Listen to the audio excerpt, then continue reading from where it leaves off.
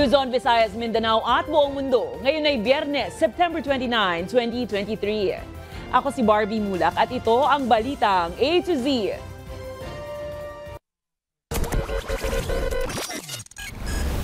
Bigyan nila kami ng konkretong dahilan. Kailan nyo ibibigay pa sa driver ang ayuda na ito? Yung fuel subsidy na ito. Ilang jeepney drivers nagrereklamo. Fuel subsidy ng pamahalaan, hindi pa rin umano natatanggap. Delivery riders na sakop rin ng programa, wala rin daw update sa kanilang subsidiya. Yes, we confirm na bumalik na monitor namin na nakabalik na yung kanilang mga websites. Isang linggo matapos ang Medusa ransomware attack, PhilHealth website balik operasyon na. DICT at PhilHealth iginiit, hindi sila nagbayad ng $300,000 na ransom. It's the Chinese Coast Guard who recovered their own barrier. What we only did is we cut the anchor and we took the anchor with us. Angkla ng floating barriers na inilagay ng China sa Bajo de Masinloc, ipinresenta ng PCG. Habang Beijing, hakbang na pag-aalis ng Pinas ng barrier, minaliit. At sa ating balitang A to Z Sports, mula basketball, tennis at football, mga Pinay atleta nagpapakitang gilas sa Asian Games.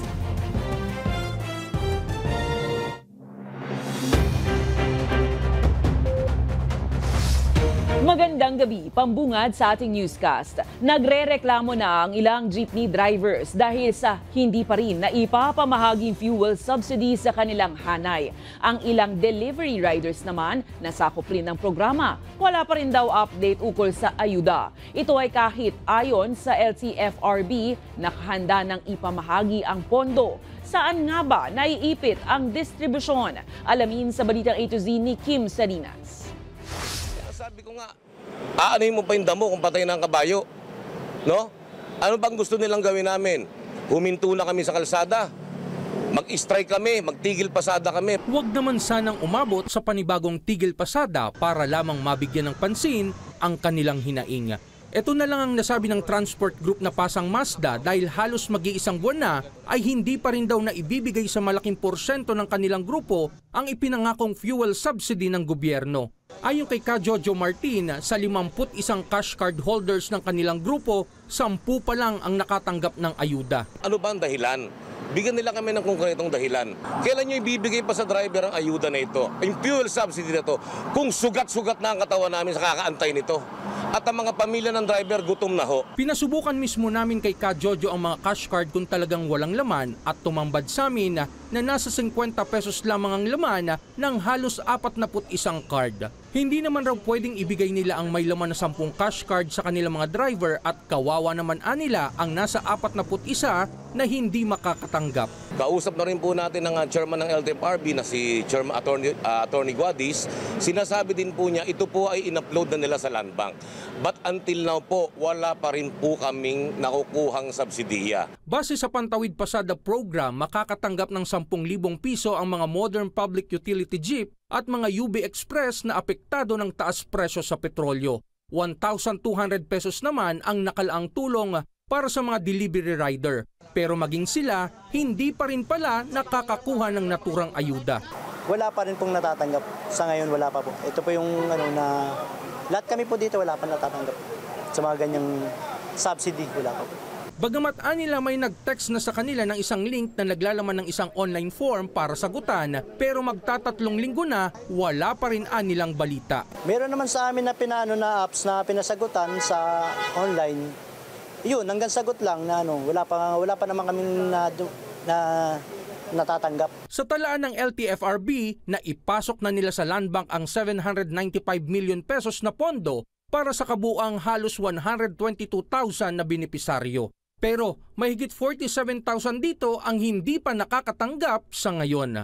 Ayon kay LTFRB Chairman Chopelo Guadis III, isa sa dahilan kung bakit wala pa ang subsidiya ng mga modern at traditional jeepney ay posibleng hindi na updated ang kanilang record sa bangko. Itong 22,000 po na rejected po, ito yung mga card kasi kung minsan hindi nagagamit ng matagal. Ang bangko po, pag nag-stale po yung account, hindi ho na magamit kaagad. So, kailangan nilang pumunta sa Land Bank para ho ma-update. Partian nila ito sa seguridad ng bangko, pero makukuha pa rin naman raw ang ayuda. Kailangan kang pumunta sa land bank, i-update mo yung account mo para sigurado pa yung land bank na ikaw pa rin ang may-ari o buhay pa yung may-ari bago po ibigay yung pera. Sa issue naman ng ayuda sa mga delivery rider, ayon sa LTFRB, inihintay na lang nila ang listahan ng mga benepisaryo mula sa Department of Trade and Industry at Department of Information and Communication Technology para mai-release na ang subsidiya. Para sa Balitang A to Z, Kim Salinas. Inaasahang sa susunod na linggo ang halos 2 pisong bawas sa presyo ng petrolyo. Base sa monitoring ng Energy Department, posibleng bumaba ng 1 peso and 60 centavos hanggang 1 peso and 90 centavos ang kada litro ng gasolina. Hanggang 60 centavos naman ang posibleng tapya sa kerosene. Habang sa mga gumagamit ng diesel gaya ng jeep, posibleng walang indahing dagdag presyo o kung mayroon man, asahan ang 10 hanggang 20 sentimo na dagdag presyo kada litro.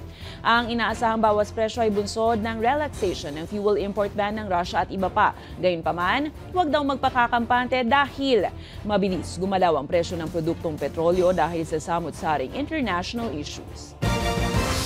Samantala, inanunsyo ni NEDA Secretary Arsenio Balisacan Jr. na posible nang alisin ang price ceiling sa bigas sa mga susunod na araw. Ayon kay Balisacan, alam umano ng pamahalaan ang masamang epekto nito sakaling palawigin pa nila ang pagpapatupad ng price ceiling sa bigas. Habang tiniyak naman ng opisyal na malapit na ang anihan ng palay at patuloy nang bababa ang presyo ng bigas. It is supposedly and it's expected to be short term, temporary. No price controls when viewed in the long-term perspective have worked anywhere. Even socialist economy and controlled societies like before China, Vietnam.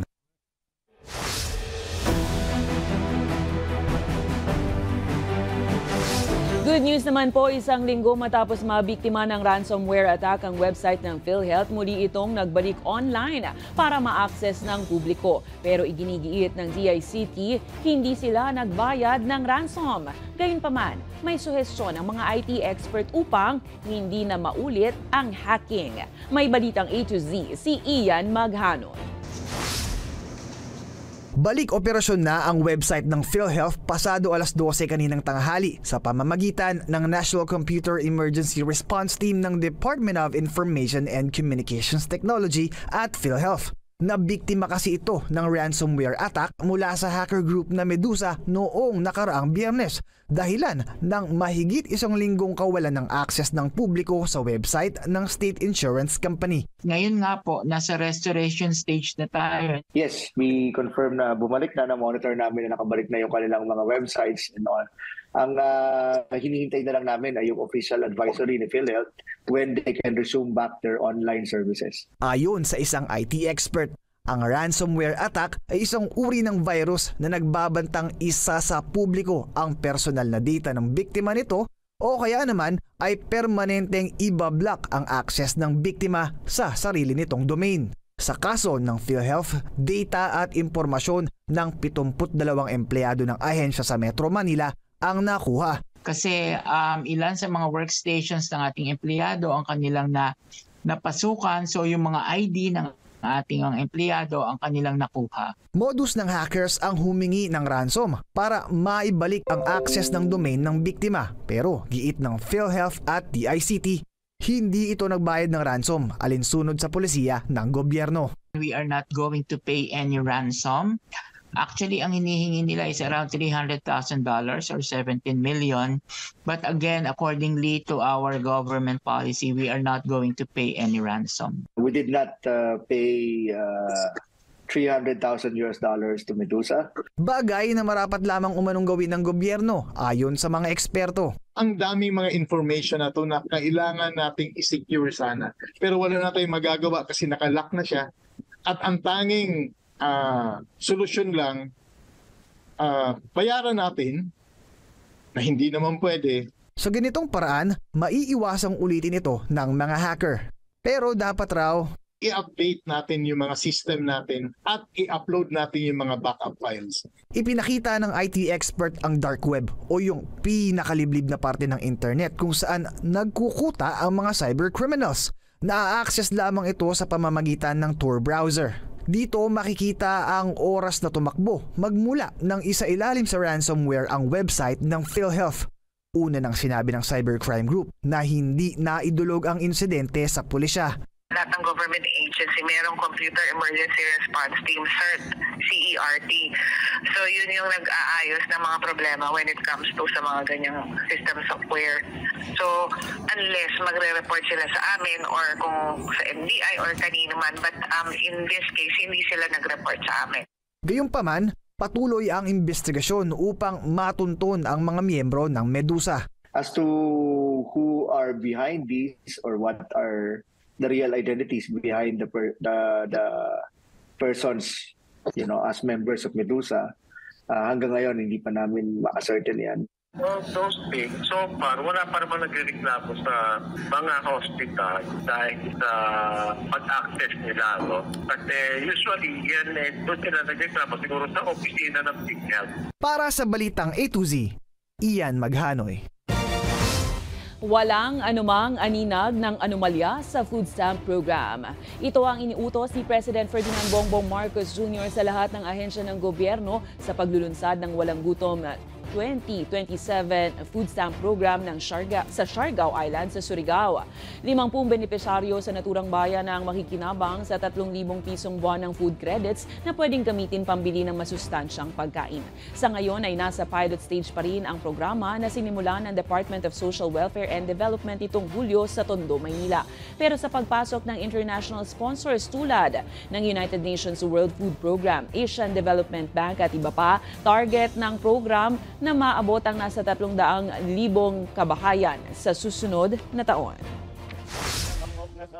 Inaatasan ko ang mga kinaukulang ahensya ng gobyerno na magtulungan tungo sa mas mahusay na pagpapatupad ng food stamp program na ito. Tiyakin natin na walang bahid ng anumang anomalya ang pamamalakad ng ating mga proyekto. Samantala, pinasususpindi na ni Pangulong Ferdinand Bongbong Marcos Jr. ang pangongolekta ng lahat ng local government units ng tinatawag na pass-through fee. Alinsunod sa Executive Order No. 41, bawal na ang pangongolekta ng mga LGU ng dagdag na toll fee sa lahat ng mga sasakyang may dalang commodities at merchandise na daraan sa national roads at iba pang kalsadang hindi naman pinondohan ng naturang LGU. Ilan sa mga ito ang market fee, delivery fee, sticker fee, mayor's permit fee at iba pa. Madalas raw kasi ay pinapasa lang din ng logistic companies ang dagdag gastos na ito sa mga consumer. Bukod rito, ayon kay Pangulong Marcos, mapapabilis rin ito ang pagdadala ng pagkain at mga nahuling isda galing sa mga bukid at dagat papunta sa mga palengke. I'm sure nakikita ninyo ito, may nakapila ng mga truck na kahit overnight nandun pa rin. Kaya ease of doing business ang ating ginagawa. We are doing this to ease the doing business and to lower the cost of transportation.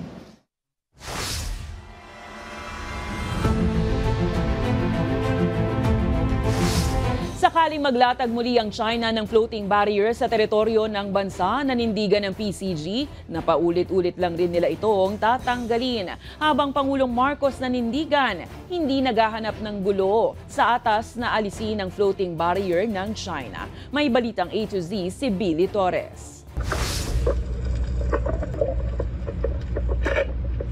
Ipinisinta ng Philippine Coast Guard ang angkla na inalis nito mula sa nilatag na floating barrier ng China sa Baho de Masinloc noong September 20. It's the Chinese Coast Guard who recovered their own barrier.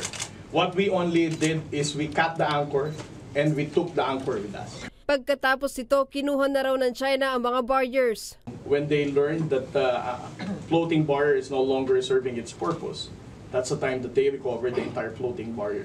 Sakali namang ibalik ng China mga barrier, sinabi ng PCG spokesperson for the West Philippine Sea, J. Tariela, na muli nila itong tatanggalin. We no longer need to wait for the instruction of the President because the mere fact that the instruction was already given, then there is no reason for us to remove it every time that the floating barrier would be reported that it was in place.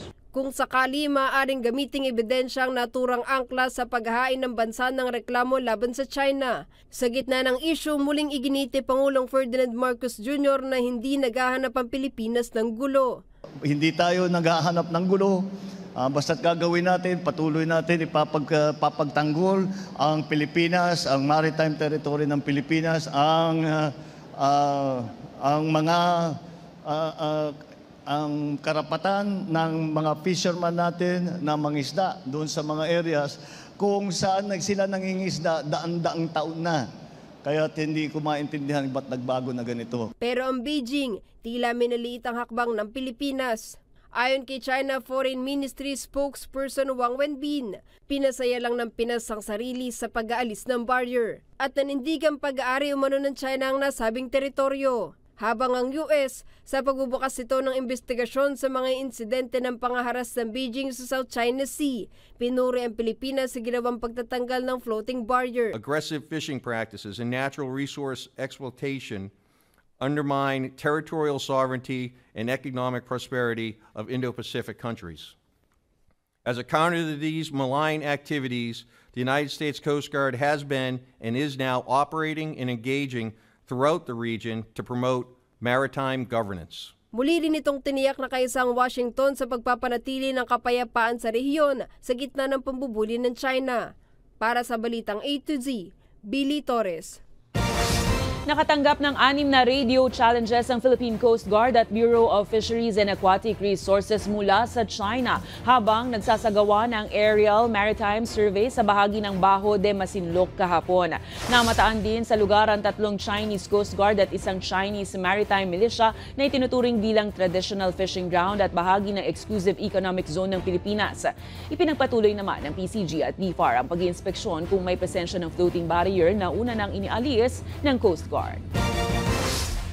Mainit na tinanggap ni Vice President Sara Duterte Carpio ang gobernador ng Fujian Province ng China sa kanyang opisina sa Davao City ngayong araw. Nagpasalamat sina VP Sara at Davao City Mayor Sebastian Duterte sa Chinese Governor Zhao Long. Ito sa pagpapatuloy ng Sisters City Agreement ng Davao sa Pinas at ng Xinjiang sa China. Gayon din sa pag-export ng Davao Durian sa China. Wala man sa mga larawan ayon kay VP Sara, nakipagkita rin ng Chinese official kay dating Pangulong Rodrigo Roa Duterte pero hindi na idinetalye ang naging pulong nito.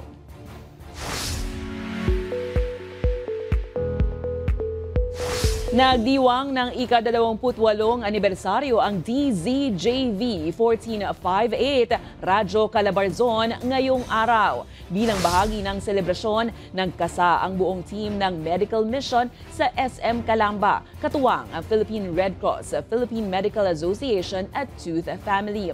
Ilan lang sa mga serbisyong ibinigay nito ang general medicine, pedia at dental services sa higit 300 pasyente. Kami ay nananatili doon sa aming misyon na makapaglingkod para sa Diyos at sa bayan. Hindi lamang sa pamamagitan ng radyo, social media, bagkus sa isang mga ganitong klaseng aktibidad o pampubliko serbisyo. Isa lang naman ang goal ni DCJV and the Philippine Red Cross ang makatulong sa ating mga kapwa, lalo na sa mga nangangailangan. So the health caravan itself, nagpo-provide tayo ng basic health care. Susunod sa ating lagay ng panahon, bagyong Jenny. Magpapaulan nga ba ngayong weekend? At mamaya sa ating balitang A to Z Sports, mga Pinay atleta nagpakitang gilas sa Asian Games. Abangan ang kumpletong ulat sa pagbabalik ng balitang A to Z.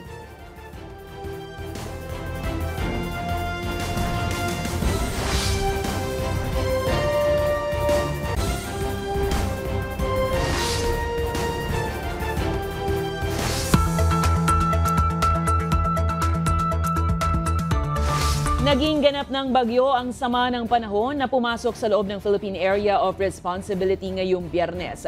Ayon sa Pag-asa, huling namataan ang Tropical Depression Jenny sa layong 1,400 kilometers silangan ng southeastern Luzon. Taglay nito ang hangin na 45 kilometers per hour at pagbugso na aabot ng 55 kph. Sa ngayon, wala pang direktang epekto ang bagyo sa bansa, pero inaasahang lalakas pa ito at magdadala ng pag-uulan sa mga susunod na araw, partikular partikular sa North Luzon. Simula naman sa linggo ay palalakasin rin nito ang habagat na magpapaulan naman sa Central at Southern Luzon. Nakikita po natin from Sunday until Monday, possible po na mag-intensify siya into a severe tropical storm category and generally kikilos na po northwestward sa may silangang karagatan ng Northern Luzon area. Then pagdating naman po ng 124 hours or sa darating na Wednesday, continuous po na possible po na mag-intensify ito into a typhoon category at lalapit po sa may extreme Northern Luzon area. Yung possible location niya po. Tinitingnan ng Senado kung may kapabayaan ng ahensya ng gobyerno sa pag-iimbestiga sa paglabag ng grupong Socorro Bayanihan Services Incorporated sa kanilang mga miyembro. Ayon kay Senator Ronald Bato de la Rosa, dapat una pa lang nakaalerto na ang mga otoridad sa lugar kung kaduda-duda ang paglaki ng grupo. Sinabi pa ng mambabatas, nasa bundok ang sitio kapihan ng SBSI kaya naman posibleng naaabuso na rin nila ang kalikasan. Samantala, tiniyak naman ni de la Rosa na magiging patas ang kanilang gagawing pagdinig para mapatunayan kung may sala ba ang leader nilang si J. Renz Kilario alias Senyor Aguila. DNR is the regulating agency as far as the occupation of the said area, dahil protected area yan. They went into an agreement with the government, the People's Organization, SBSI, nakakaroon na agreement to utilize the area for food production. They were even prohibited to enter inside the kapihan. Naghain na ng disqualification cases ng Commission on Election sa 35 kandidato para sa barangay at sangguniang kabataan elections dahil po yan sa maagang pangangampanya. Ayon kay COMELEC Director at Task Force Head Jose Nick Medros, ito ang unang batch ng kanilang sinampahan ng pagka-diskwalipika. Kasama sa premature campaigning ang paglalagay ng election materials sa mga pampublikong lugar at pagbabahay-bahay ng mga kandidato. Magsisimula ang opisyal na pangangampanya sa October 19 hanggang 28. Ang campaign period natin mag-start October 19 pa. And they have been conducting campaigning now since they have filed the COC, then that's why we have the reason to file or valid cause to file petition for disqualifications against them.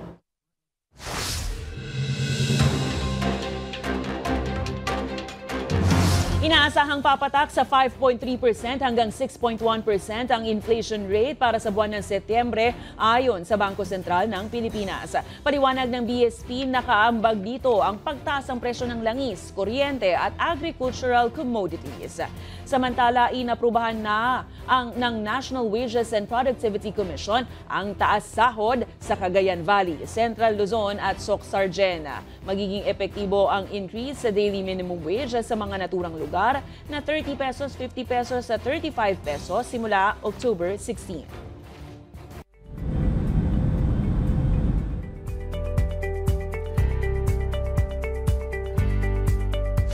Nagbabala ang US State Department saan nila'y pagpapakalat ng China ng maling impormasyon at paglalagay ng banta sa malayang pamamahayag sa buong mundo. Ayon sa US, naglalaan ng bilyong-bilyong pondo ang China para sa pagbali ng katotohanan. Kaya nila magiging hamon ito sa integridad ng global information space.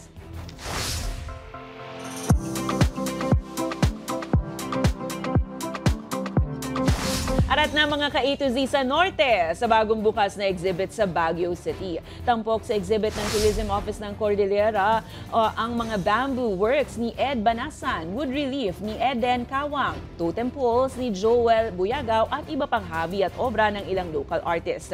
Dumalo rin sa inaugurasyon nito ang National Artist for Film na si Kidlat Tahimik. Ang exhibit ay bahagi ng paggunita sa National Tourism Week at matatagpuan ito sa Tourism Office ng CAR at magpapatuloy po hanggang bukas, September 30. Sa aming pagbabalik, mga Pinay atleta, hindi nagpapahuli sa Asian Games. Manatiling nakatutok, kayo ay nanonood ng Balitang A to Z.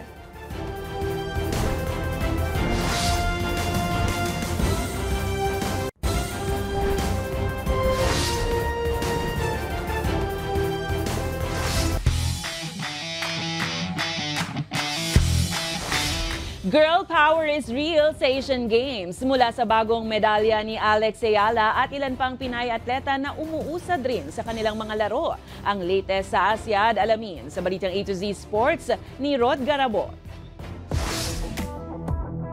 Umaangat ang husay ng Pinay atleta sa nagpapatuloy na 19th ASEAN Games sa China. Hindi nagpahuli sa galingang koponan ng mga kababaihan sa basketball na tinalo ang Hong Kong sa score na 99-63. Ito na ang ikalawang sunod na panalo ng Gilas Women, dahilan para umangat sila sa 2-0 sa Group B. Sa kanilang susunod na assignment, haharapin naman nila ang Japanese team na kapwa na sa 2-0 slate na rin. Samantala, nagpapatuloy naman ang paggawa ng her story ng ating Pilipina tennis player na si Alex Ayala. Muli kasi nitong nasungkit ang bronze medal sa tennis mixed doubles kasama si Frances Alcantara. Habang sa football, pasok na sa quarterfinals ang women's team matapos pataubin ang Myanmar sa score na 3-0 kagabi. All eyes na sa susunod na laban ng Pilipinas sa isang knockout round kontra Japan sa Sabado. Sa ngayon, mailap pa rin ang ginto para sa Team Philippines sa ASEAN, habang nangunguna pa rin ang China, Korea at Japan sa medal tag. Para sa balitang A to Z Sports, Rod Garabon.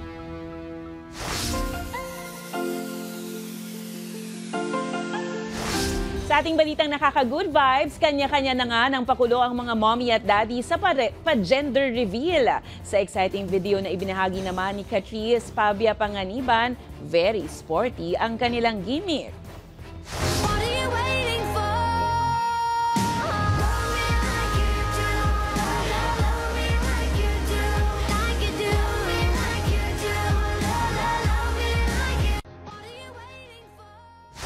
O ha, akala nyo baby lang ang sumisipa? Kung kayo ay may kwentong kakaiba, mga kwento ng pag-ibig o storya ng inspirasyon at pag-asa, maaari nyo itong ibahagi. Sumali sa ating Facebook group na Balitang A to Z, panoorin ang replay ng ating programa at sundan ang ating social media pages, hanapin ang Balitang A to Z. Ang ating quote of the night ay mula sa professional basketball player na si Kobe Bryant. Ayon kay Bryant, mahusay na guro ang larangan ng palakasan dahil itinuturo nito ang pakikipagkaibigan, pagpapakumbaba at nireresolba ang mga pagkakaiba. At yan ang mga balita at impormasyon, mga kwentong may dalang inspirasyon na tinutukan ng Balitang A to Z. Ako si Barbie Mulak, maging maalam, makialam. Magandang gabi sa iyo, Pilipinas. Happy weekend!